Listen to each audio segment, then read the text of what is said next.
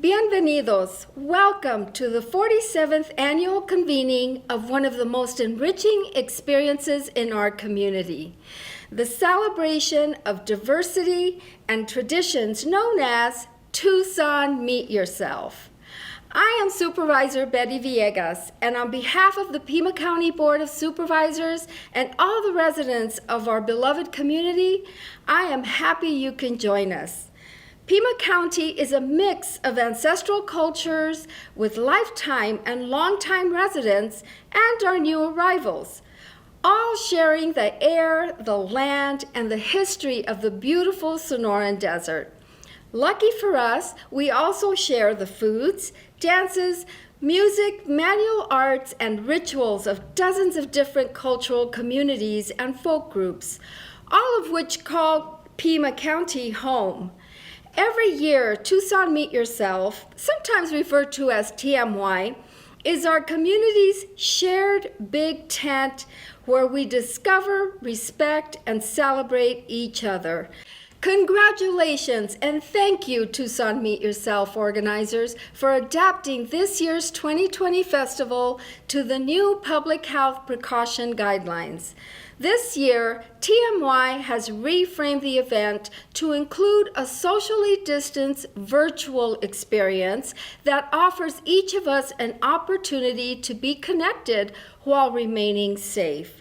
There is so much beauty, strength, and resilience in every one of our cultural traditions, and I encourage you to join us in support and celebration of them all. Please enjoy all the offerings, and remember, we will get through all the challenges because we are Pima County strong.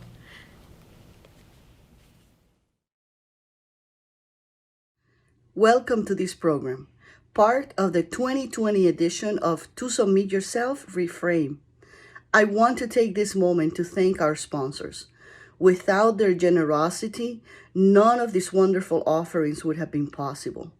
First, our major sponsors: Pima County, the City of Tucson, the National Endowment for the Arts, the Arizona Commission on the Arts, the Arts Foundation for Tucson and Southern Arizona, and the University of Arizona College of Social and Behavioral Sciences, and the Southwest Center. In addition, I want to thank our presenting sponsors, businesses that stuck with us even in these difficult times. Thank you to Cox, Tucson Electric Power, Visit Tucson, Desert Diamond Casino, and Chicanos por la Causa. Enjoy the program.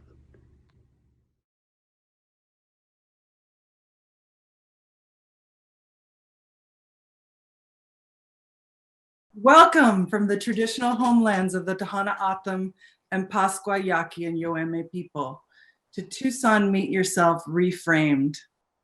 Today's Traditions Tuesday panel has been curated to honor and share the traditional knowledge in our region, the Southwest, and the US-Mexico border corridor.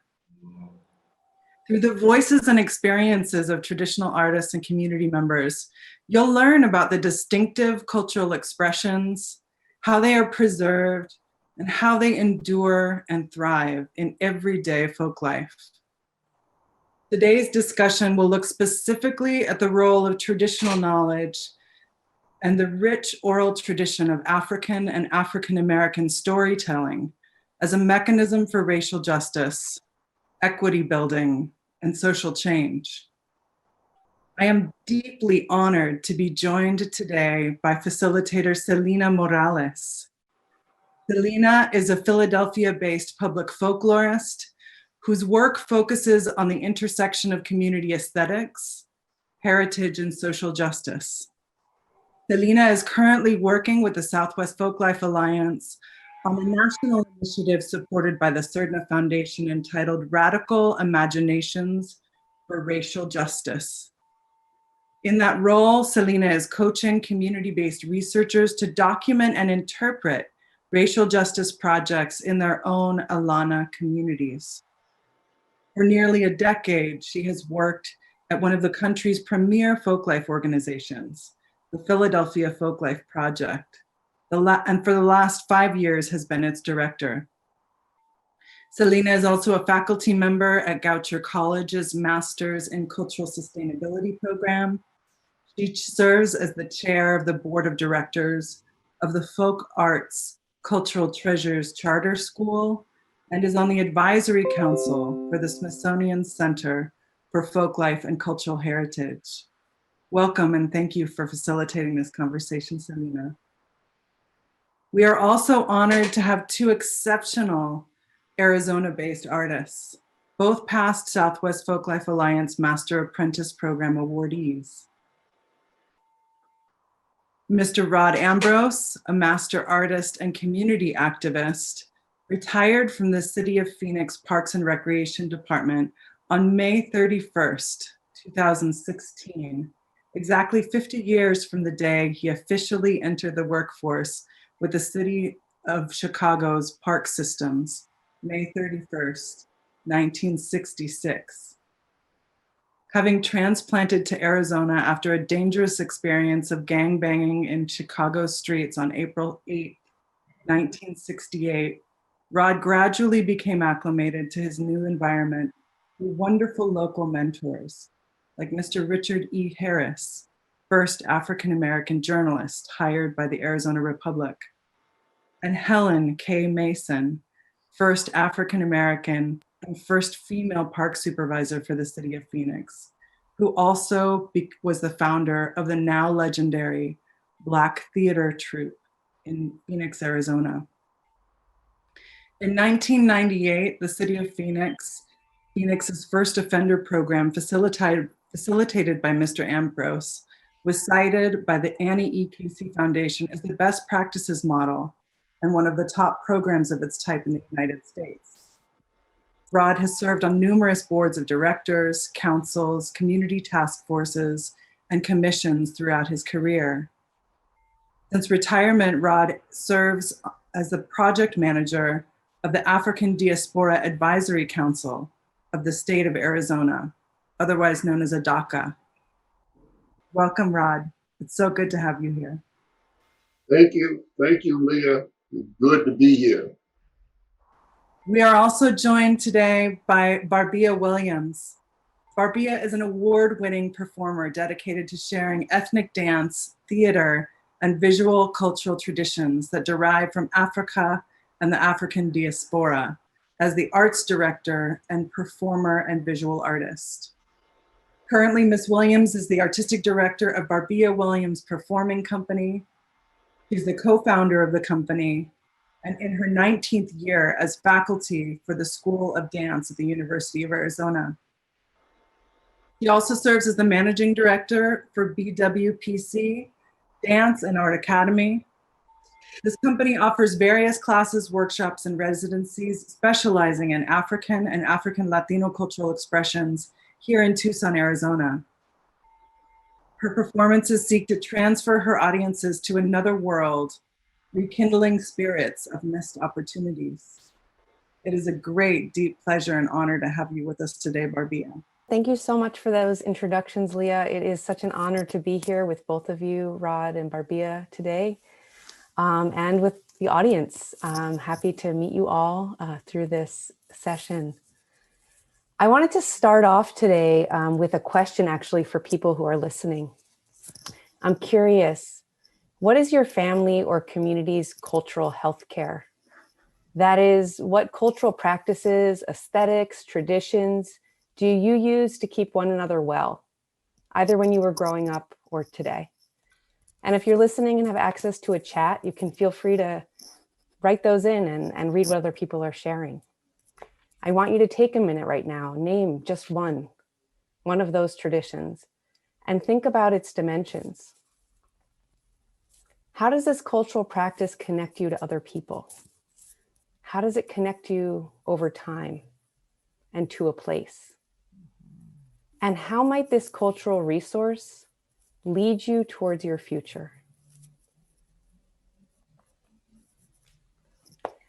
Throughout today's panel, I hope that you'll consider how you might make choices about using, sharing, growing, shaping, or reshaping your own community cultural practices, as our guests have done. We're here today to listen to Rod Ambrose and Barbea Williams talk about their community work and to consider folklife as a resource for social change and for building equity. So I just want to say a little bit about equity before we jump into the conversation.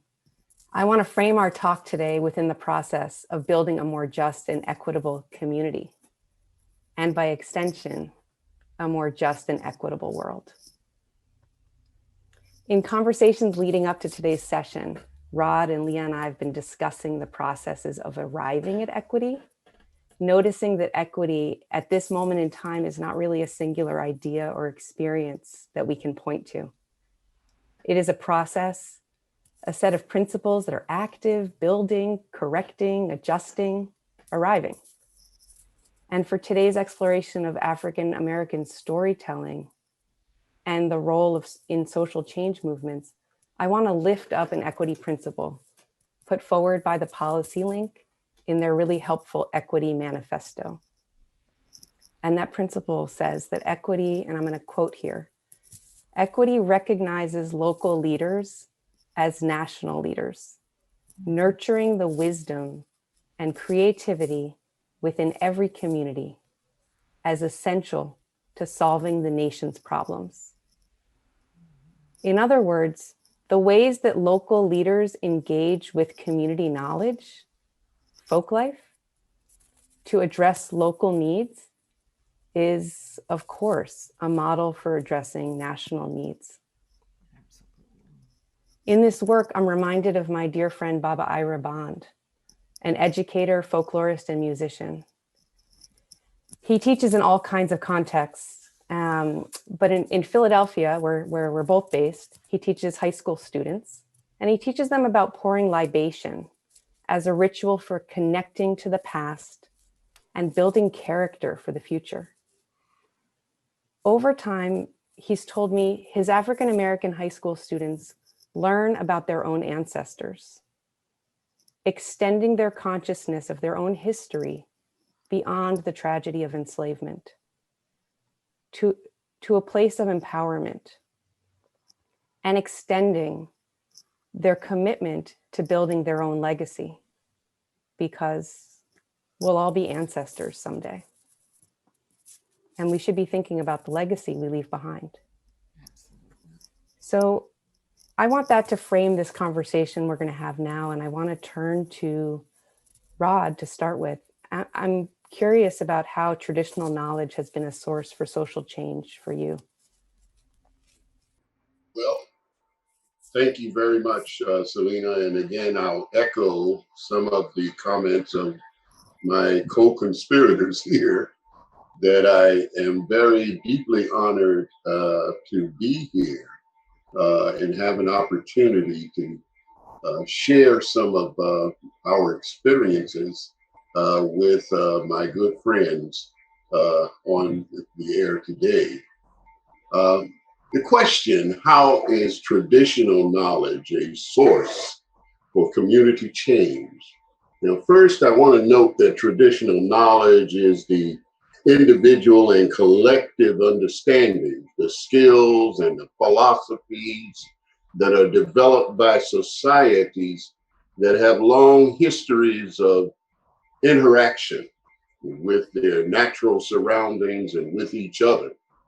For rural and indigenous people, local knowledge informs all of their decision making about fundamental aspects of their day-to-day lives.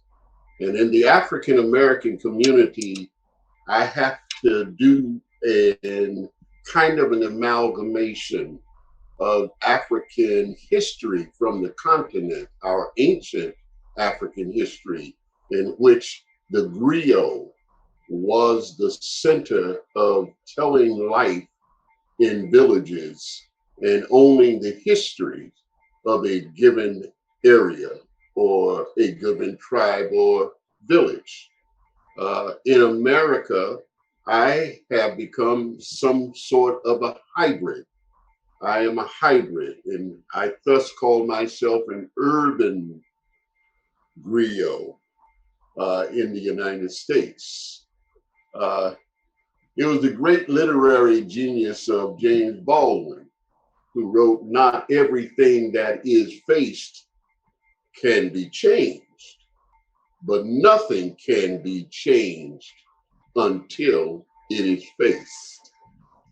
And I'd like to share a story right here, Selena, if I may.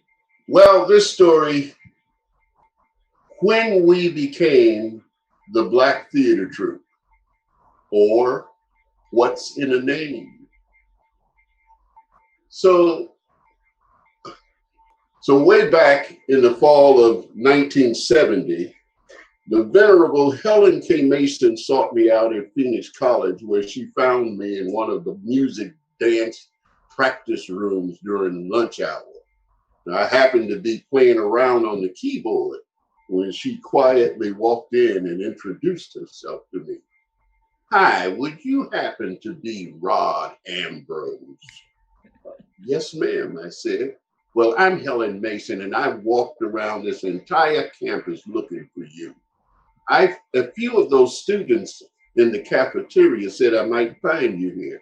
"Oh, I see. I'm sorry if I made you walk so much, ma'am. What is it? How can I help you, Miss Mason?" "Do you mind if I sit?" she asked. "No, ma'am. Please have a seat." She then proceeded, "Did you know that there are only 2 Negro students in the whole drama department here at Phoenix College?"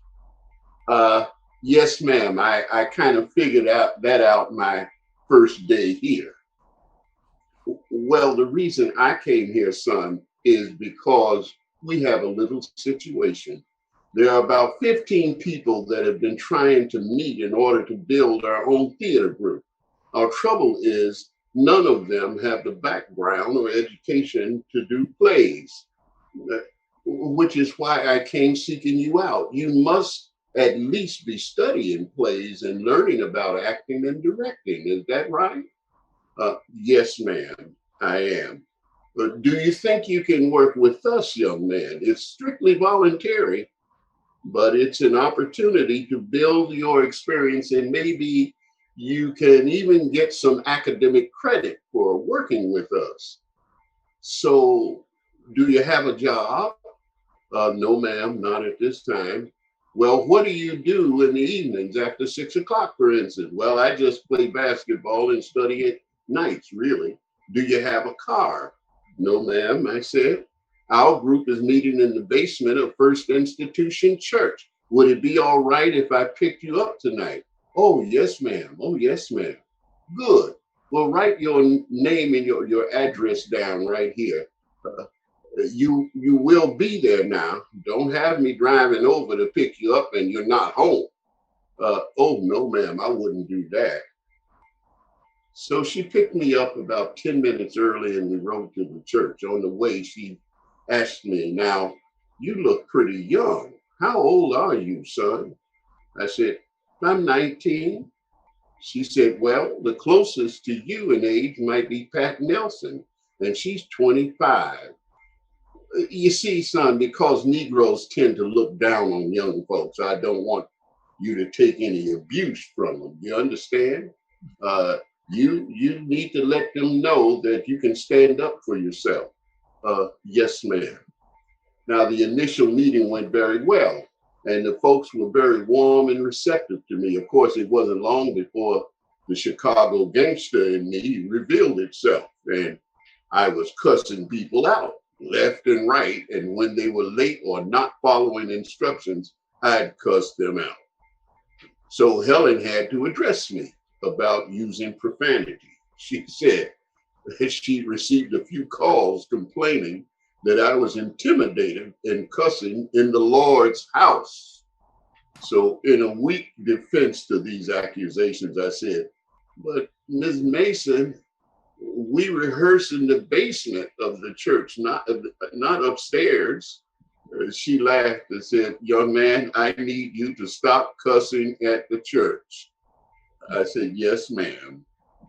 And it never happened again. She then came to one of our rehearsals and informed us that Mr. Hanson from the Arizona Republic Corporate Giving Committee was going to walk our application in so that she could get our theater group incorporated. At 19, I had not a single clue about what any of that was all about, but I did understand it to be very serious, and we all agreed to cooperate. It meant we had to come up with a title or name to call ourselves. After about a half hour of deliberating, we came up with about 17 different titles.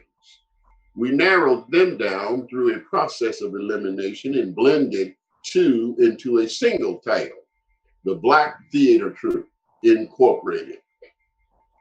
We are all so proud of our new title. I immediately created a notebook cover and imprinted on it, Black Theater Troupe. That was on Wednesday.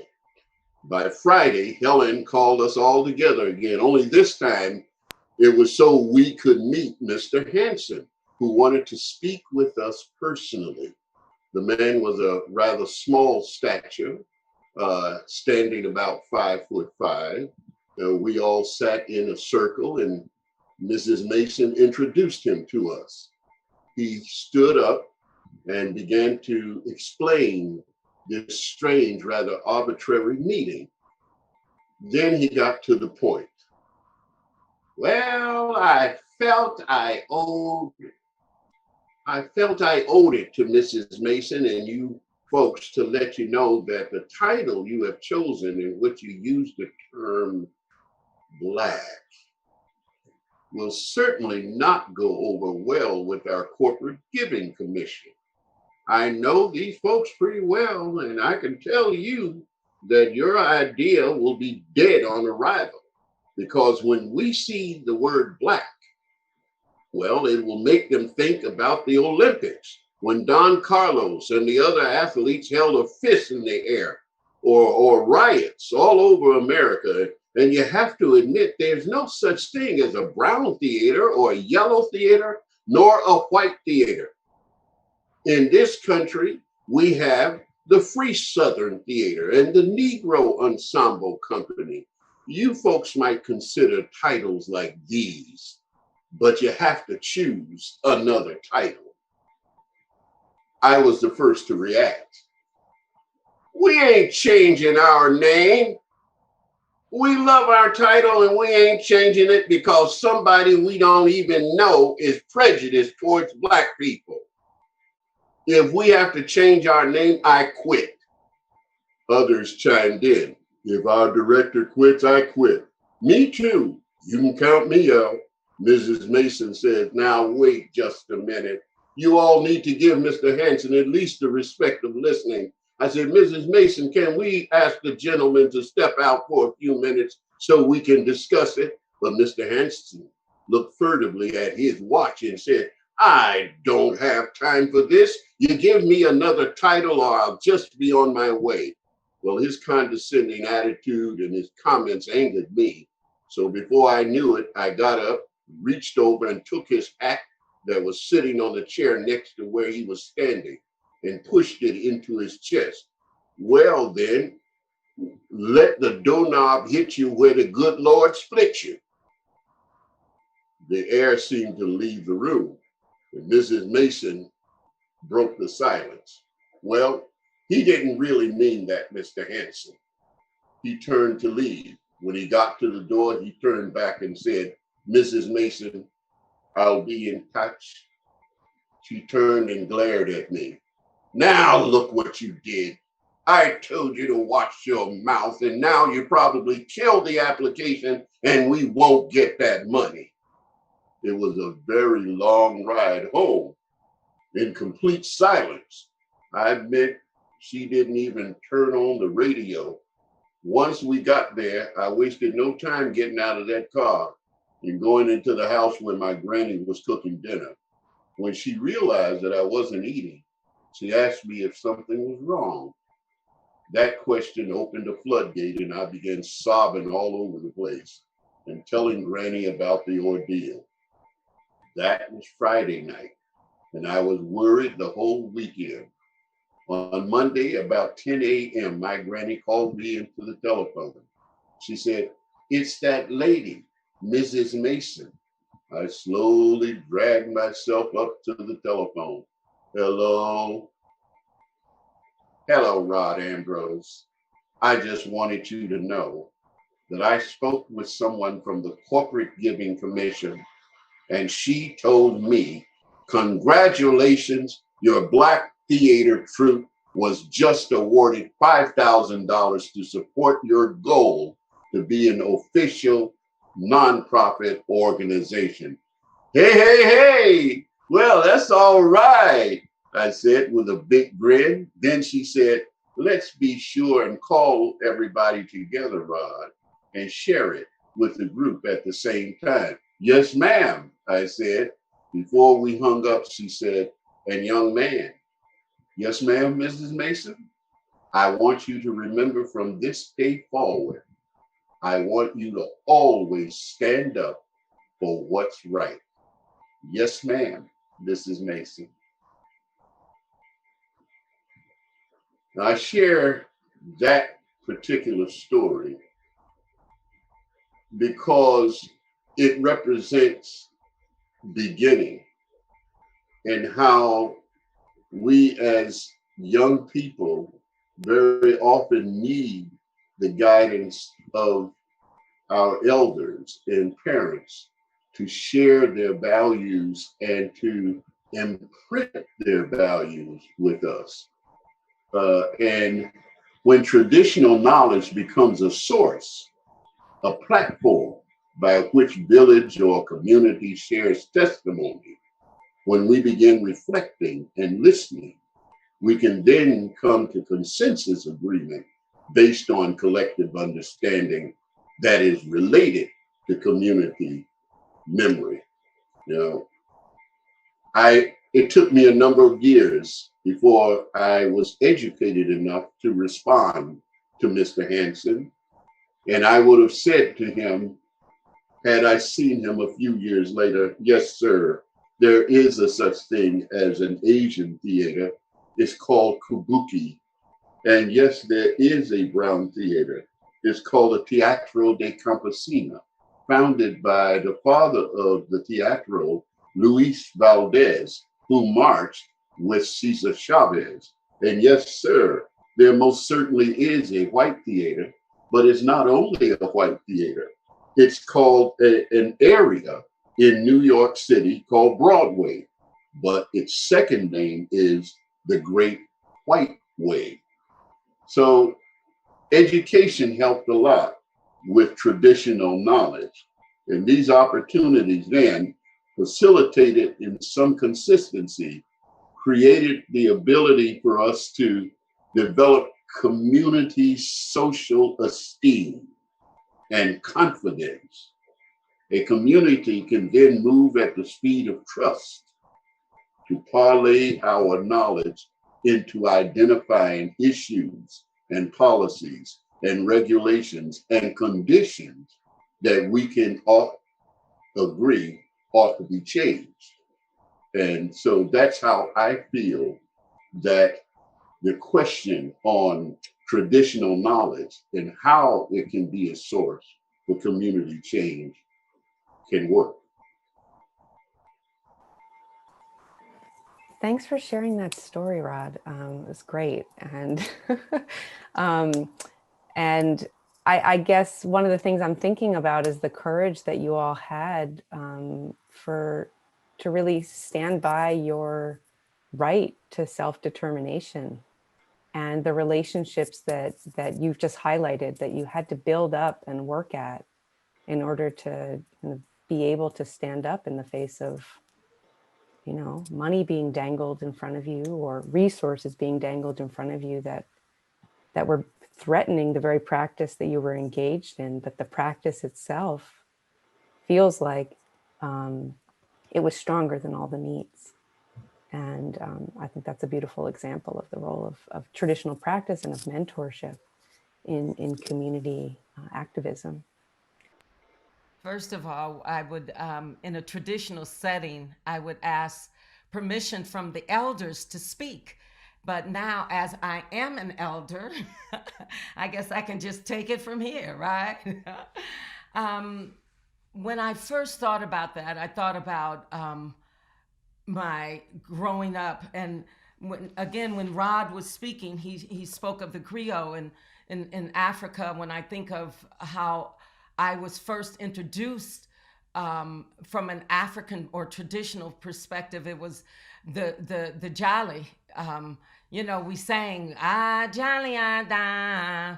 We sing to the jolly. We dance lamban to the jolly. We learn of the traditional or geography where this particular dance and those stories come from that particular jolly, and the Bamara people or the Bamara people out of Mali, West Africa.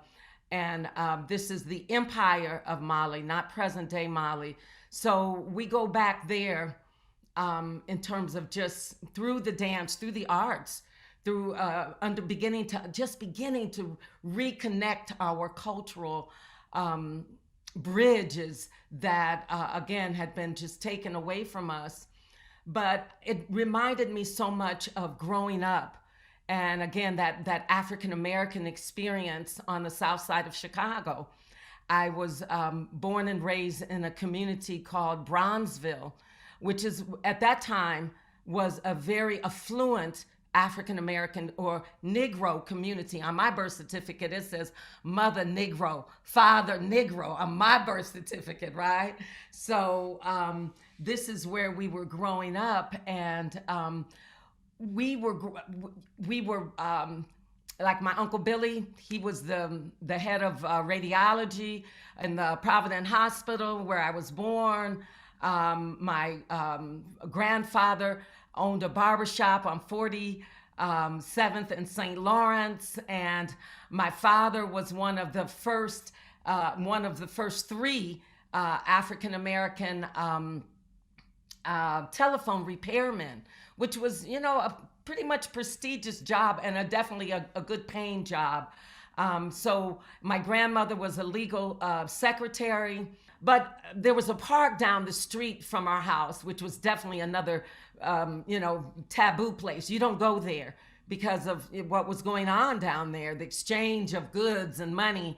But these children protected us.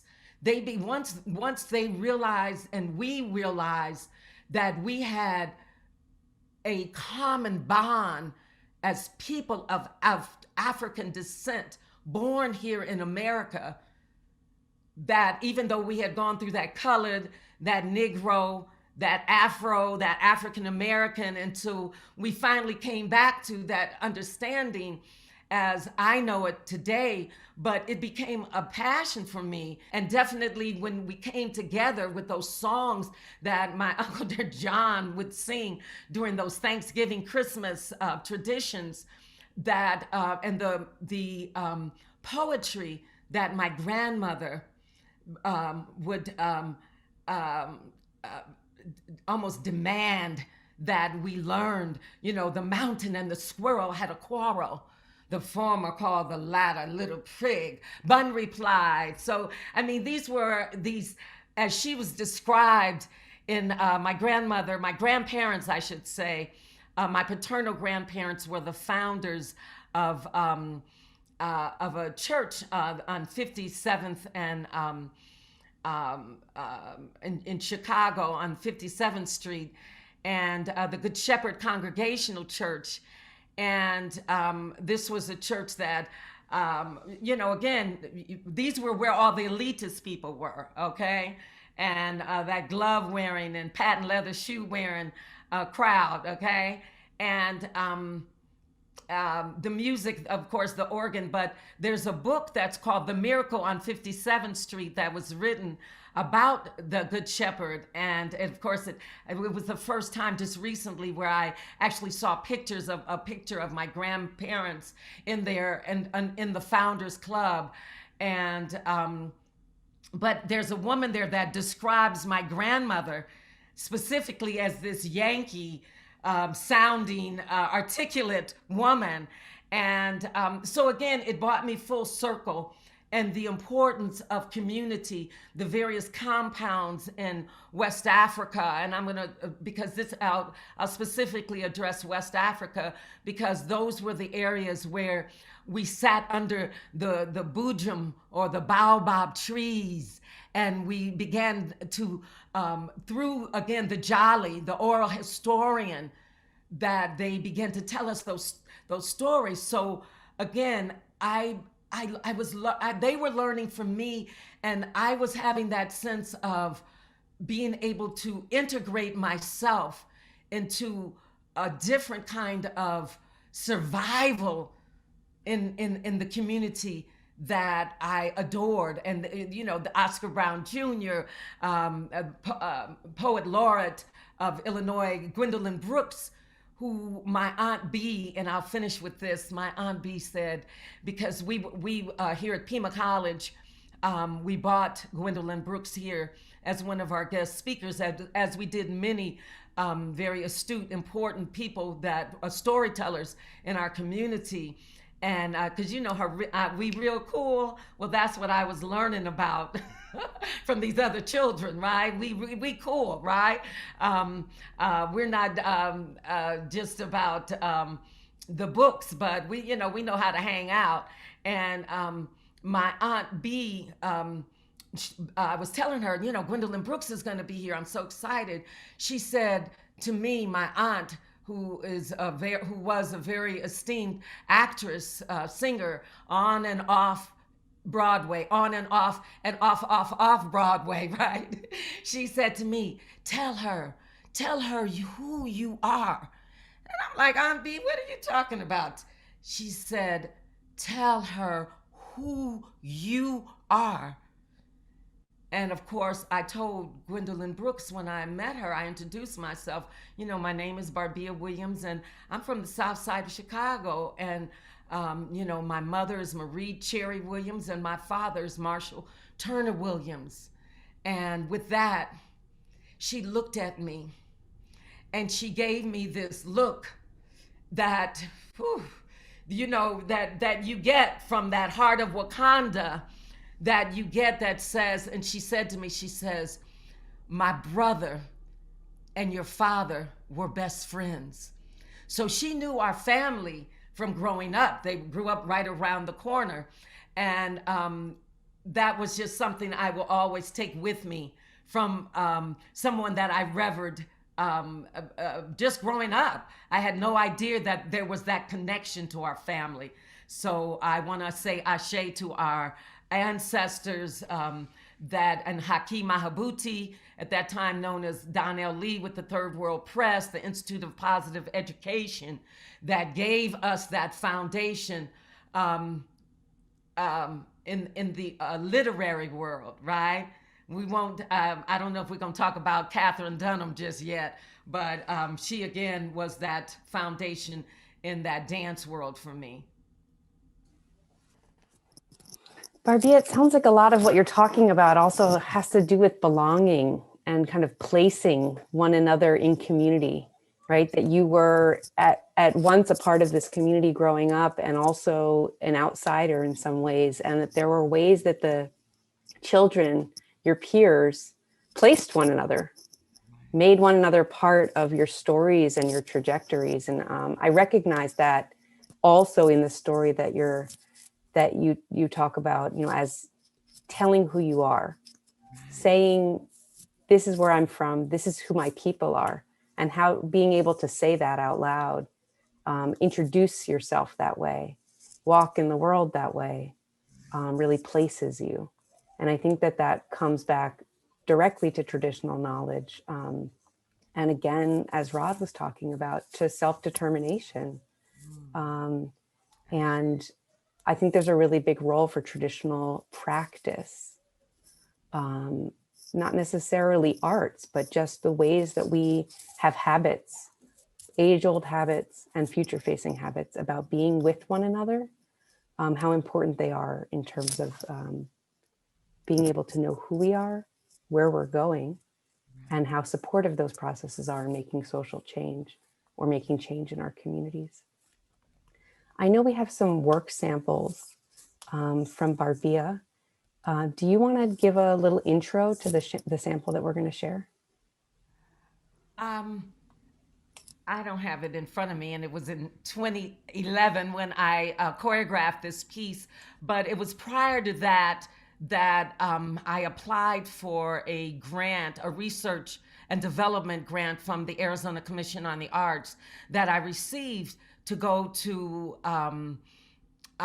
do some research about the African presence in Mexico. Right? I mean, being so close to the border here, and again, listening to when Leah introduced the whole program, that's so important to acknowledge the land of the people whose where we live and work and play and love and grow in this particular land, who I quite often acknowledge, even though you might get fired from school talking like that, especially way back then when I used to introduce our performances in that way. But this piece called Early Wonders, and it was, I had been traveling prior to this. I had traveled to Mexico, mostly the Costa Chica area on the Pacific side, and to the Afro-Mestizos villages. There's about 27 villages there. I'd been there at least three different times, just working in the villages as people. We were just exchanging who we are as African people, and African Latino people. And a lot of these dancers were students of mine from the University of Arizona. I have to give a real big shout out to Marianne Tribino, a friend and just comrade that I've grown up with here in Tucson. When I talked to Marianne, there had been some research done by a scholar, Clyde Winters, I'm almost sure that's his name, about the Olmec heads, these helmets that they wear. And I sent, Mary Ann all this information. And I tell you, the meticulous details of these helmets, which we still have, right? She put them together, she constructed them, and it was just an amazing experience. What the students that we worked with, Amy and Shakayla, and the music, it was just a wonderful, for me, it was just everything I had wanted. So without further ado,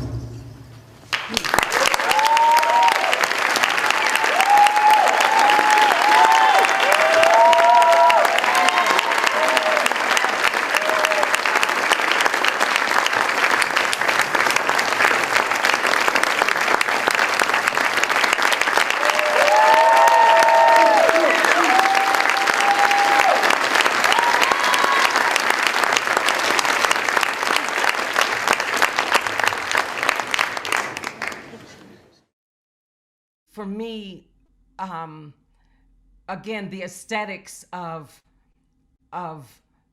and the pride and the strength. I've always felt like I was chosen, that there was something bigger than me that got me involved and into cultural traditions.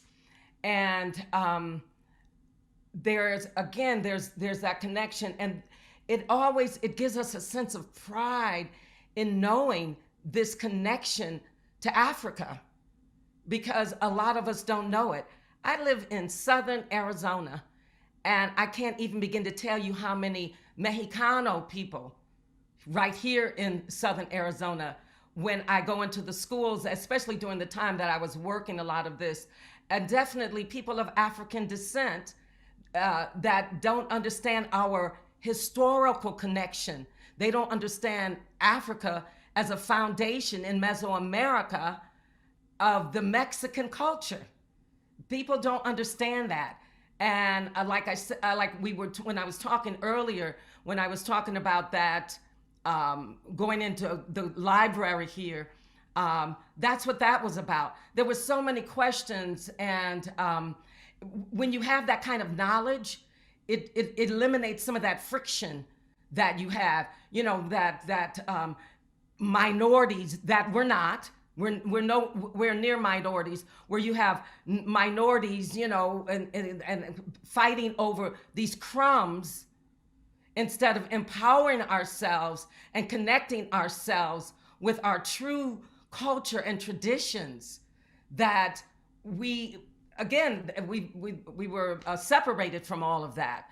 But when we began to connect that Aztec culture, that or Azteca culture, and that Olmeca culture, and that Mayan culture, with the people and the dances that come out of these different states. I also studied the folklórico, the baile folklórico de Mexico, to connect that with Angel Hernandez. And that was important, because where in those areas, those specific areas, were those people of African descent. And, you know, to go to a quinceañera in Mexico, and this child looked like they just got off that boat from the continent, right, the motherland, you begin to understand and to come to Tucson with that, that understanding, that visual of seeing that child, this African child, celebrating, you know, her rites of passage, her coming to her fruition. It was just real important. So my knowledge comes from, again, that spirit, that Ngungun. It's there. We can't separate it. And the more we understand the cultural overlap, how it overlaps, I got so many questions from that particular piece, and even from the people that were in it, that did not understand that connection. There was a woman from the islands that was in there, from St. Croix, the Virgin Islands, and she connected some things that she was talking about from the islands, and having that sense of connection to the motherland. So again, that was basically it's, for me, it's like cultural knowledge, it's the cultural traditions are not separated. Again, they're the things that we learn under those trees. And we began to validate ourselves in terms of what we offer the world. Just like now, this land that Maulana Karinga, he says, if you want to live for eternity, this is the man that, and the US organization out of LA that initiated Kwanzaa. He says, if you want to live for eternity, you have to build for eternity. So if we're not looking back into our cultural traditions, our cultural knowledge. But thank you for sharing all of those experiences with us. And I think that that connection between the African continent and Mexican, history is pretty important, and the way that you showed that in the piece. The next question I wanted to ask you, Rod, is what is the role of social equity in your work? How does your work give people in your community an opportunity to find strength in what they already know, in their home knowledge, as tools for making a better future? Well, this is a great question. And it maybe has taken a couple of decades for it to come around to someone like me. And I'm going to take some license and sort of speak to the Equity Manifesto, which defines social equity as just and fair inclusion into a society in which all can participate, prosper, and reach their full potential. I think that full potential and that reaching for it happened in our ancient African traditions through a concept called Sankofa. All right. And Sankofa, which is an ancient Akan principle, it shows the symbol of a bird that is reaching backwards, looking backwards at its tail with an egg in its mouth while it's moving forward. The principle goes, it is not wrong with reaching back in history to find out who we are. Another translation in it is called go back and fetch it, meaning there's something that we have to do. And what we're fetching are our traditions and our traditional knowledge. Now it says here, unlocking the promise of the nation by unleashing the promise in us all. I think these are the same principles as Sankofa. Now, my work demands group dialogue and story circles on current life conditions, conditions that are, to those of us that are suffering them, the worst of unemployment, the worst of American drug addiction, the criminalization of poverty and hunger and homelessness, both internal domestic violence and external violence through gangs and thugs and trigger happy police in the streets today. I think that I want to share a story that sort of encapsulates how social equity can be achieved and how it was in some ways achieved in an experience that I had. The me nobody knows. Show me and I see. Tell me and I hear. Involve me and I understand. During the late spring of 1969, Mr. Richard Harris, the first African American to be hired as a journalist for the Arizona Republic newspaper, spent his off time with teens like me, printing what was perhaps the city's first multicultural project called the Youth United News Journal. It was then that I was hired by Mr. Harris as part of the News Journal team to do a special project.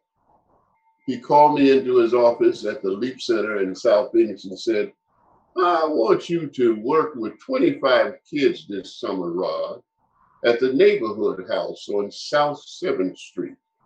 He then handed me a little paperback book entitled The Me Nobody Knows.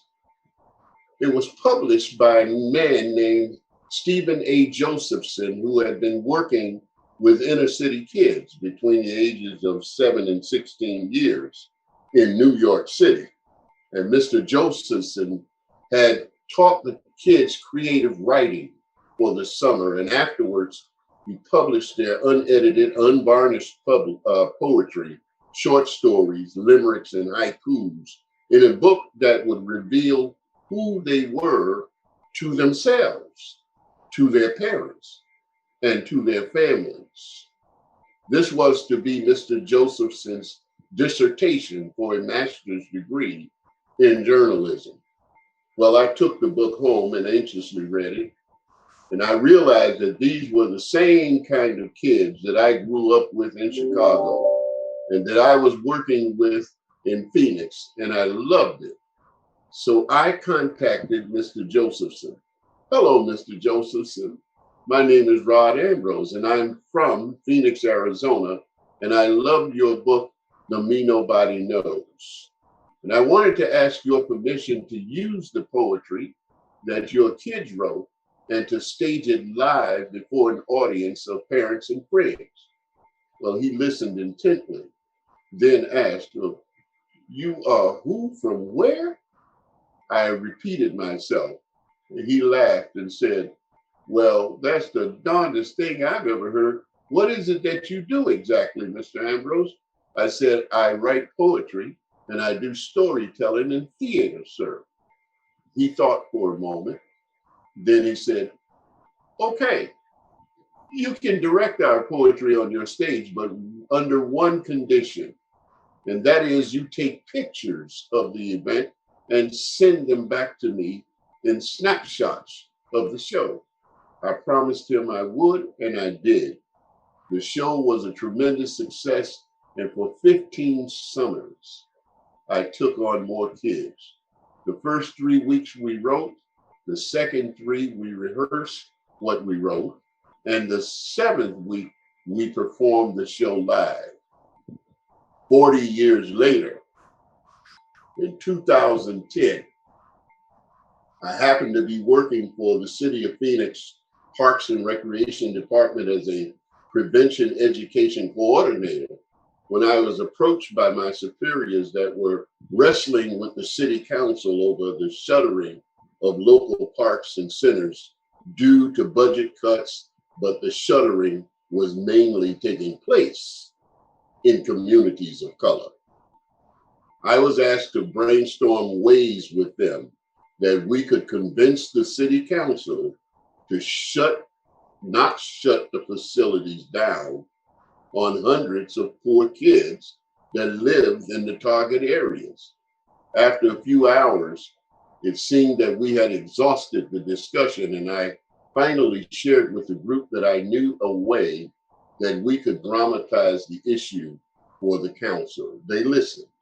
I said to them that it is possible for us to produce a stage showcase of live recitals, dances, and short scenes performed by the teens in the affected areas. We called it The Me Nobody Knows.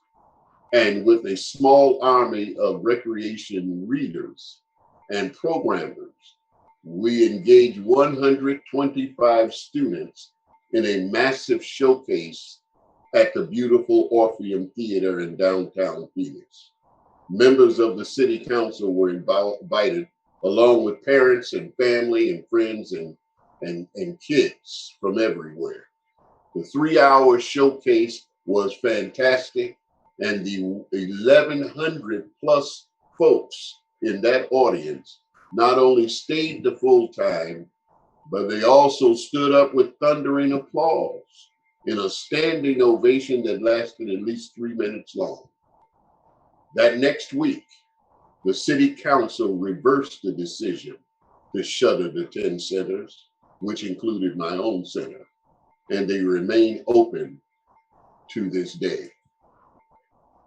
Now, social equity then in my view, is evidenced through the crucial stories and activities that are seeding the possibilities for future narratives because of the transformative nature that is inherent in creative group engagement.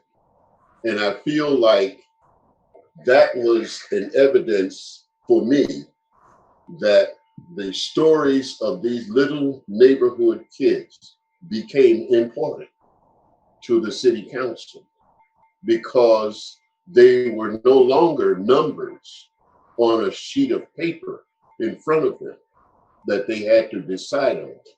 They realized that these children had identities.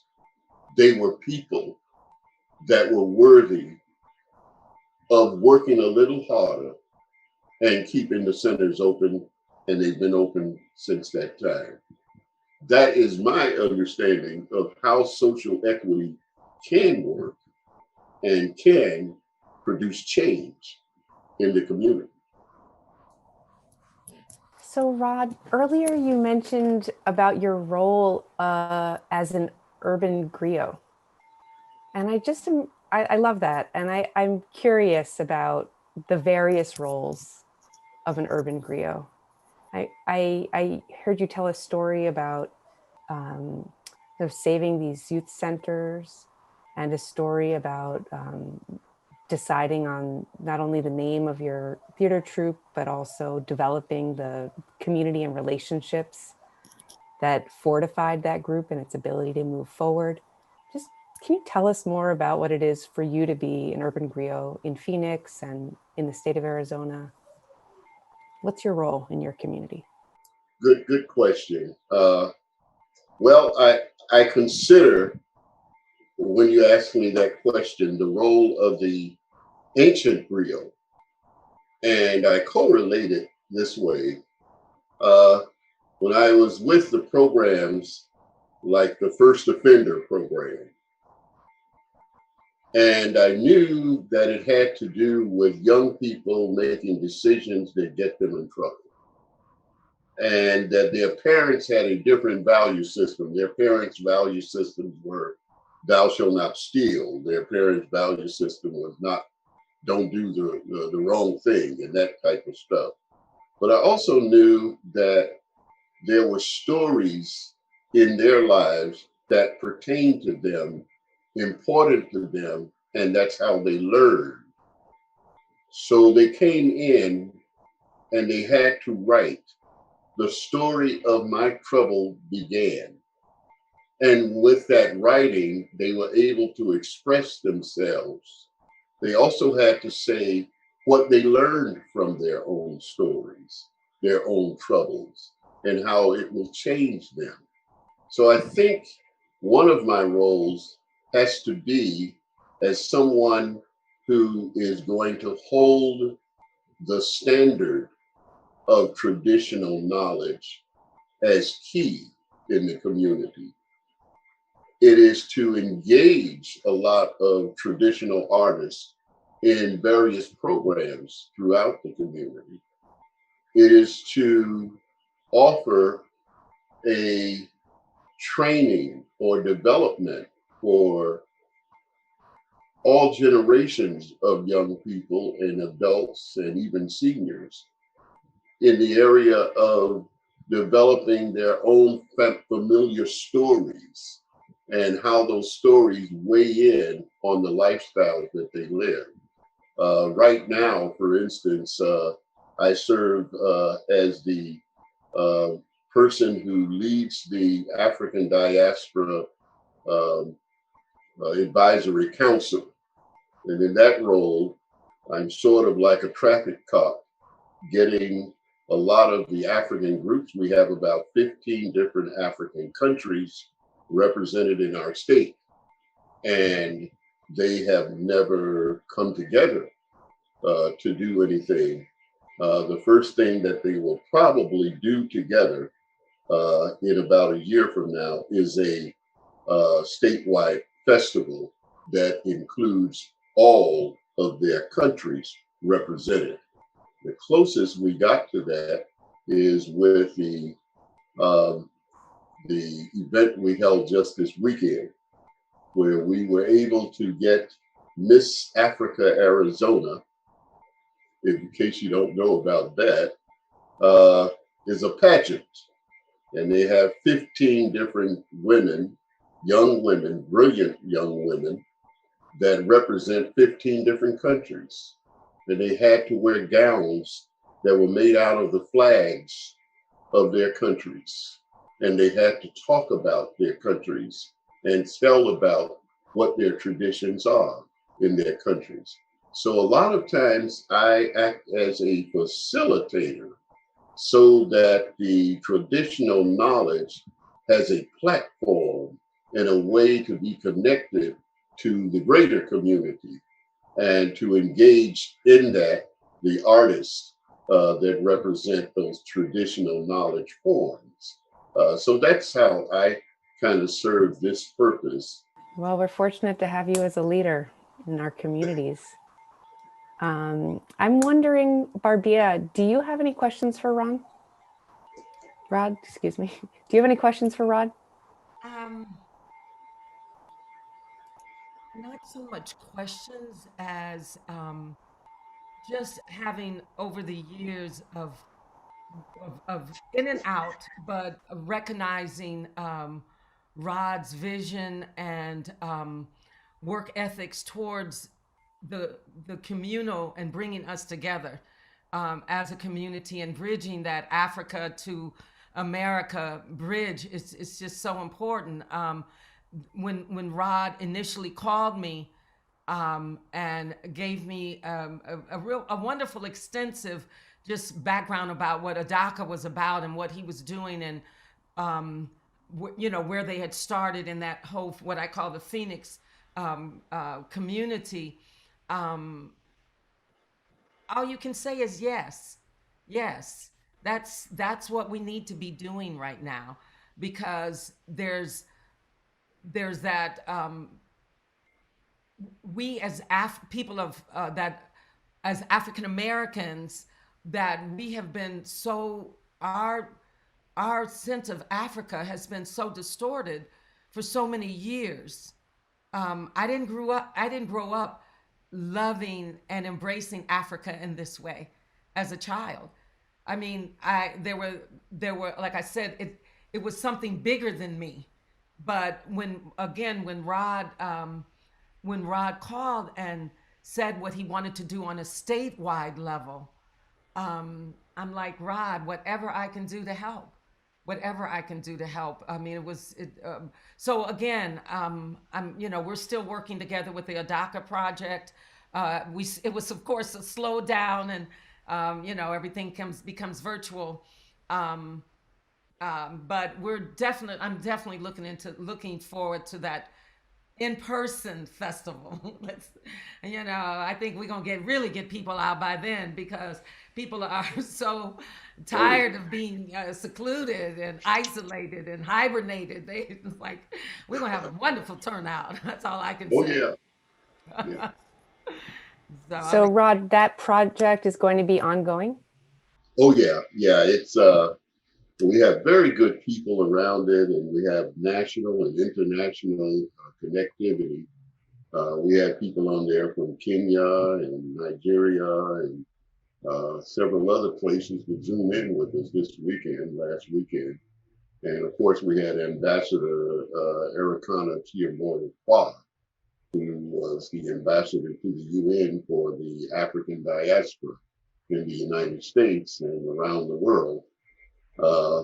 And I think that as I opened talking about being a hybrid urban griot, and what I mean by that, and it relates to exactly what Barbea is talking about, because we're like bookends, We came from the same city, we were born, raised in the same city in Chicago.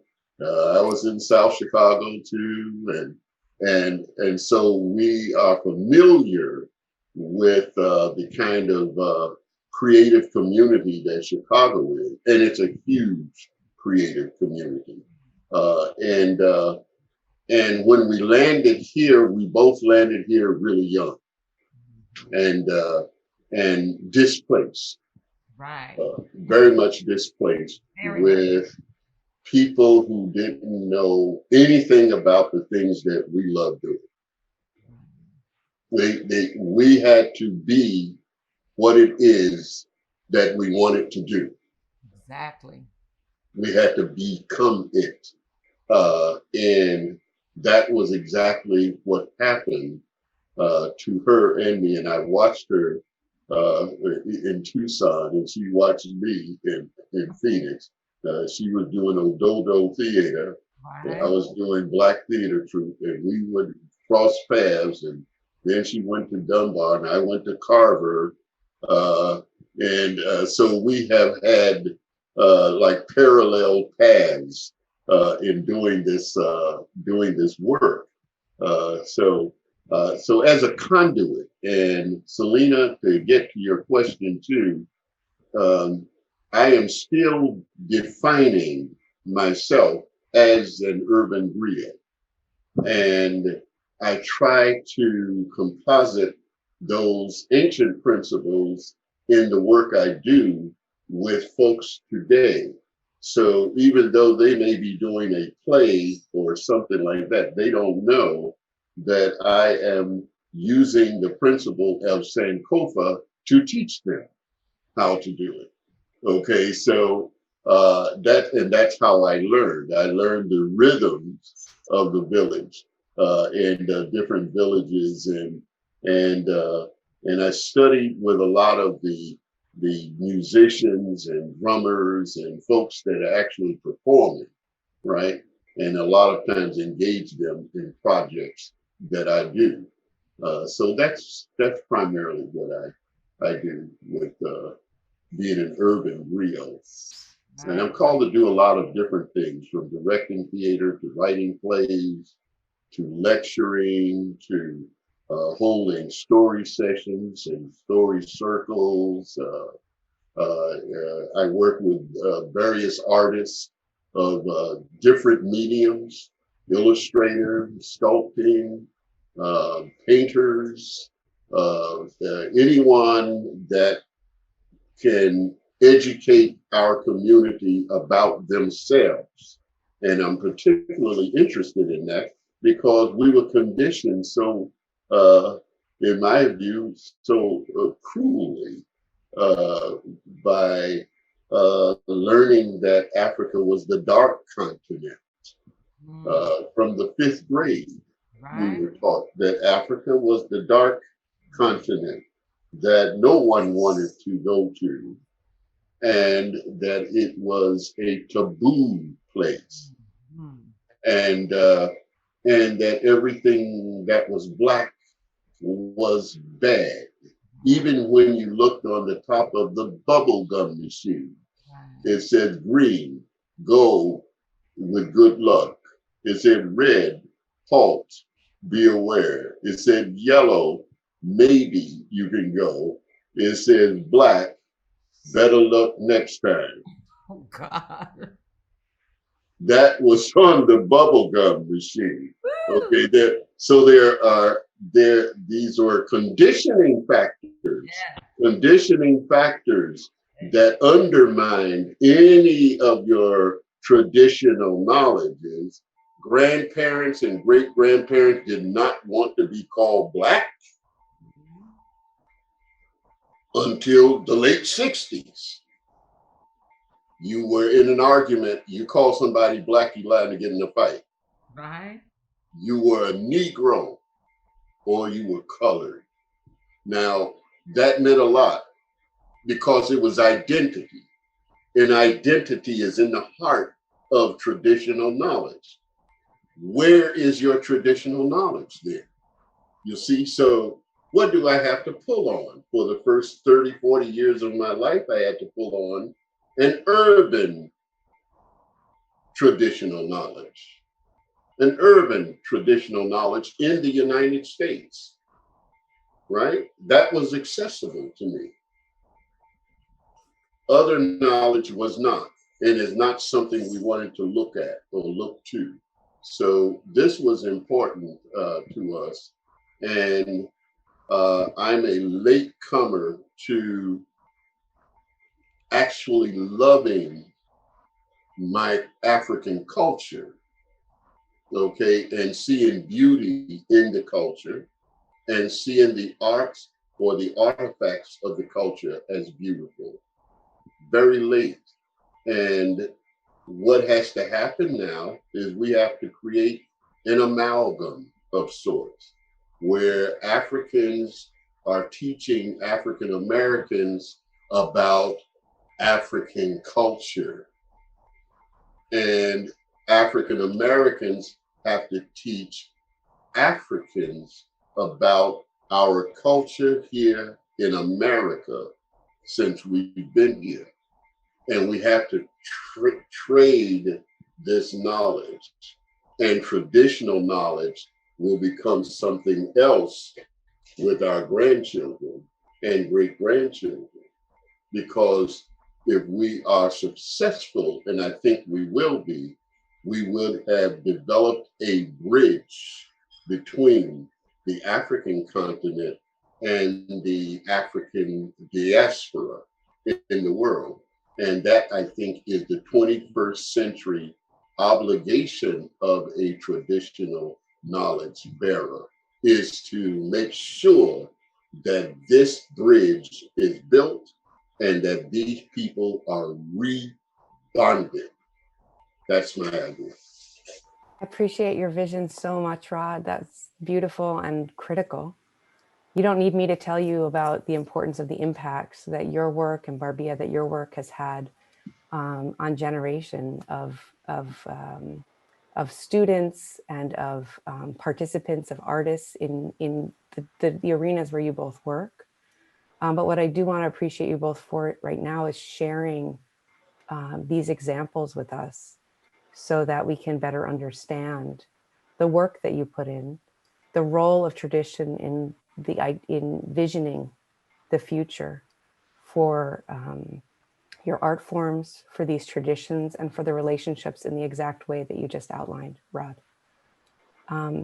So I appreciate you both for the time that you've given us today. And I loved this conversation. Thank you, Selina, for being present with us today and facilitating this conversation. We're always happy to have you here. This conversation is part of our first ever 47th year of Tucson Meet Yourself, first ever virtual festival. So I thank you for joining us, for christening our festival with this incredible conversation on this traditional Tuesday.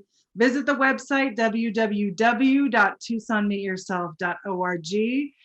In years past, we have seen Barbea Williams and the Barbea Williams Dance Company on our stages. We have seen Rod Ambrose in exhibits and have seen members of the Talking Drum experience on our stages.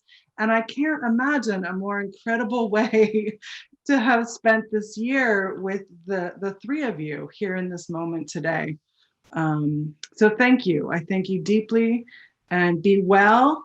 And audiences, thank you for joining us on another Traditional Tuesday.